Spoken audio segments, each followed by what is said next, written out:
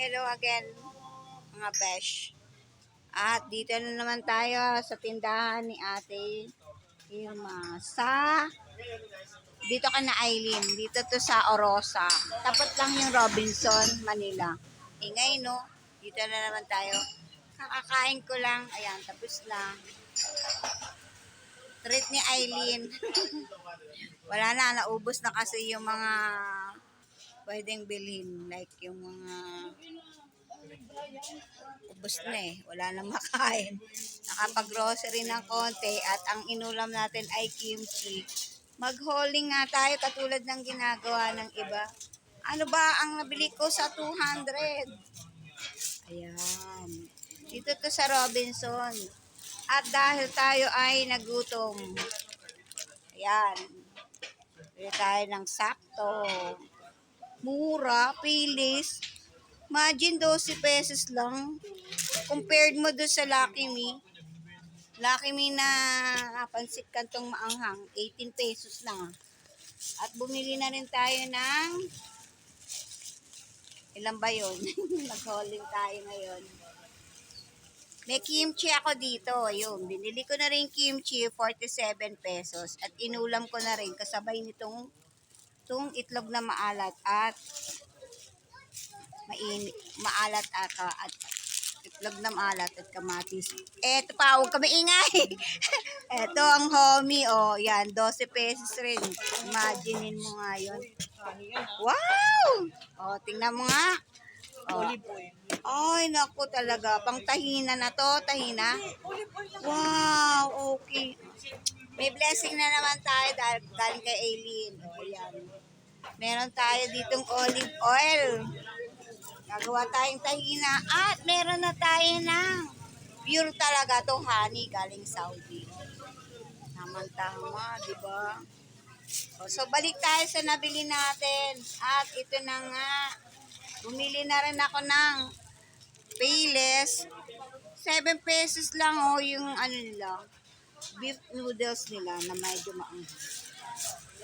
At syempre, para sa ating mga alagang kuting at pusa, Lucky 7. Mura lang 21. Ay, 18 lang yata, ere. 18, hindi ko na nakakita yung mga 21 eh. At ito na rin ang ating Unipack. Unipack. Tuna. Parang 31 to. 31. Tapos, chararang, meron na rin tayo ditong butter cookies. Dati, ano lang to mga 15. Ngayon, 23 na siya. At chararang, dahil hindi naman tayo lagi nagkakape, kaya bumili na rin ako ng paminsan-minsan kopi ko. Ayan. 13.75 siya. Pwede pala tingi-tingi sa grocery sa Robinson. At meron pang bago, ayan, 10 pesos, dalawa na. Double cups daw, 10 pesos. Paminsan-minsan lang naman tayo. At dahil blessing rin naman, pero ang kamote ni bata, 25 pesos. Samantalang 3 o 4 na piraso ay sa palengke ay 20 pesos lang. Ngayon, ere. At dahil nga napakamahal ng Whiskas kung kaya ere na. 27 pesos lang ito para sa kuting. Yan, kesa Whiskas na pang 3 at 2 to 12 months. Yan. Ito God the best. Baka naman goodest. 27 at 28. Ang isa. Bumili na rin tayo ng dalawa. Mahabang panahon na naman para makapamili. At dahil mahal na rin ang tinapay, kaya pagtyagaan na natin ang gardenia. Can't afford tayo bumili ng low bread.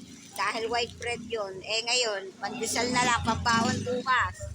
Pinoy Coco Pandesal. 25 lang. Imagine. Ganun talaga. Kailangan Pinoy Pandesal. Mura-murahan nyo. Kundi wala nang bibili ng mga pandesal dyan.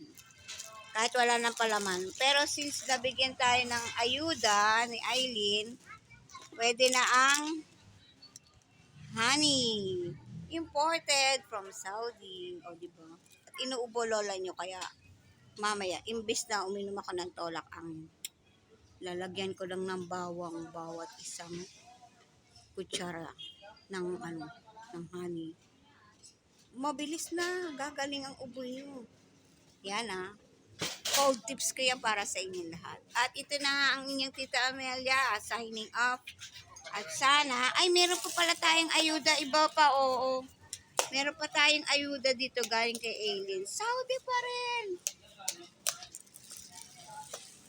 Wala nang pakialam kung may mataas ang sugar, magpapaano tayo bukas, magpapacheck tayo ng sugar.